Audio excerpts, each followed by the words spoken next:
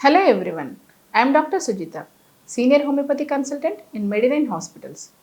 స్త్రీలను ముఖ్యంగా వేధించే సమస్యల్లో పీసీఓడి ఒకటి. ముఖ్యంగా ఈ పీసీఓడి సమస్య రావడానికి కారణాలు చూసుకున్నట్లయితే మారుతున్న జీవన విధానం, ఆహారపు అలవాట్లు, శారీరక వ్యాయామం లేకపోవడం, మానసిక ఒత్తిడి ఇవన్నీ కూడా పీసీఓడి సమస్యను కలిగిస్తున్నాయి. యుక్త వయస్సు వారిలో ఈ ప్రాబ్లం వచ్చినప్పుడు అవాంఛిత రోమాలు, మొటిమలు, బరువు పెరగడం లాంటి సమస్యలు ఉంటే వివాహిత మహిళల్లో వచ్చే పీసీఓడి సంతానలేమి సమస్యను కలిగిస్తూ ఉంటుంది. అసలు పీసీఓడి అంటే ఏంటి? అపరిపక్వమైనటువంటి అండాలు నీటి బుడగల్లాగా మారి అండాశయపు గొడలపై ఉండిపోవడాన్ని పీసీఓడి లేక పాలిసిస్టిక్ ఓవేరియన్ డిసీజ్ అంటాం. జనరల్గా ఋతుక్రమము నార్మల్గా ఉండేటటువంటి స్త్రీలలో నెలసరి వచ్చిన మొదటి రోజు నుంచి 11 నుంచి 14 రోజుల మధ్యలో రెండు వైపులా ఉన్న అండాశయాల్లో ఏదైనా ఒక అండాశయం నుంచి అండం విడుదలై ఫలదీకరణకు సిద్ధంగా ఉంటుంది. పీసీఓడి ప్రాబ్లం ఉండేటటువంటి మహిళల్లో అండాశయం నుంచి మనకి అండం విడుదల కాకుండా నీటి బుడగల్లాగా మారిపోయి అండాశయపు గోడల్లోనే ఉండిపోతాయి. ఇది ఒకవైపు ఉండొచ్చు, లేక రెండు వైపులా ఉండొచ్చు. రెండు అండాశయపు గోడలపై నీటి బుడగలు ఉండడాన్ని బైలేటరల్ పాలిసిస్టిక్ ఓవేరియన్ డిసీజ్ అంటాం. పీసీఓడి రావడానికి గల కారణాలు చూసుకున్నట్లయితే జన్యుపరమైనటువంటి అంశాలు, వంశ పారంపర్యత, హార్మోన్ల అసమతుల్యతలు, ముఖ్యంగా follicle stimulating hormone, luteinizing hormone, oestrogen, testosterone హార్మోన్ల అసమతుల్యతలు, వీటితో పాటు మానసిక ఒత్తిడి ఎక్కువగా ఉండడం, ఆహార పదార్థాల్లో మనకి ఆహార నియమాలు పాటించకుండా పిండి పదార్థాలు, జంక్ ఫుడ్స్ ఎక్కువగా తీసుకోవడం, శారీరక వ్యాయామం అనేది లేకపోవడం, వీటన్నింటితో పాటు ఇన్సులిన్ రెసిస్టెన్స్ ఉండడం వల్ల శరీరంలో పెరిగేటటువంటి ఇన్సులిన్ స్థాయిలు టెస్టోస్టెరాన్ హార్మోన్ స్థాయిలను పెంచి ఒబెసిటీకి దారితీస్తూ ఇండైరెక్ట్గా మనకి పీసీఓడి సమస్యను కలిగిస్తూ ఉంటాయి.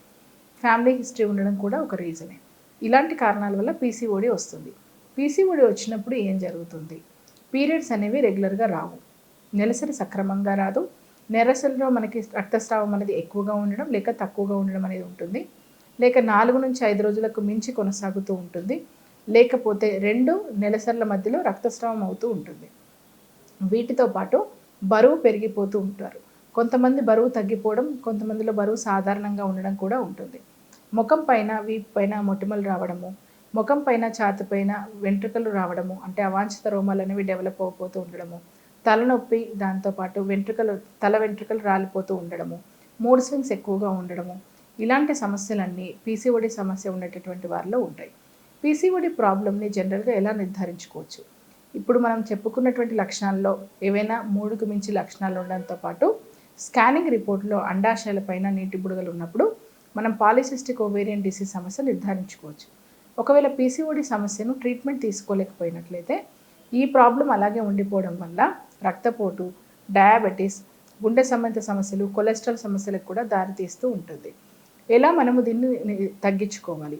పీసీఓడి ప్రాబ్లం రాకుండా ఉండాలన్నా ముఖ్యంగా శారీరక వ్యాయామం అవసరం, బరువును అదుపులో ఉంచుకోవడము, ఆహార నియమాలు పాటించడం అనేది చాలా ఇంపార్టెంట్.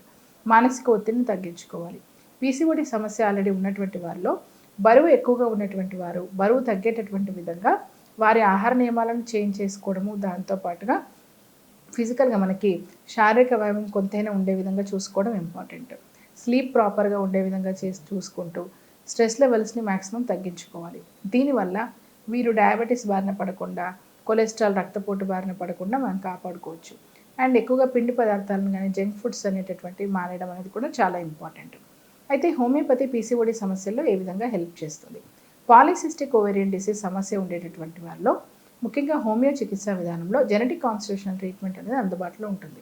దీంట్లో హార్మోన్ సప్లిమెంట్స్ని ఇవ్వకుండా మనకి ఇంటర్నల్గా ఏదైతే హార్మోన్ల అసమతుల్యత ఉందో ఇది సరిచేయడానికి గర్భాశయము ఇంకా అండాశయాల పనితీరును మెరుగుపరచడం, ఇంకా అసోసియేటెడ్గా ఏమైనా హెల్త్ ఇష్యూస్ పీసీఓడి సమస్యను ఇంక్రీజ్ చేస్తున్నాయా, అంటే థైరాయిడ్ ప్రాబ్లమ్స్ ఉండడము, లేకపోతే బరువు ఎక్కువగా ఉండడము, ఇలాంటి సమస్యలు ఉంటే వాటిని కూడా అదుపులోకి తెస్తూ పీరియడ్ సక్రమంగా అయ్యే విధంగా, వీటితో పాటు ఓవ్యులేటరీ సైకిల్స్గా అంటే అండము విడుదలయ్యే సైకిల్స్గా డెవలప్ అయ్యే విధంగా ఇంప్రూవ్ చేస్తూ పీసీఓడి సమస్య ఉన్న వివాహిత మహిళల్లో ఈవెన్ ఇన్ఫర్టిలిటీ ప్రాబ్లం ఉన్నట్లయితే అది కూడా రెక్టిఫై అయ్యేటటువంటి విధంగా శస్త్రచికిత్సల అవసరం లేకుండా మనకి హోమియోలో ట్రీట్మెంట్ అనేది అందుబాటులో ఉంటుంది.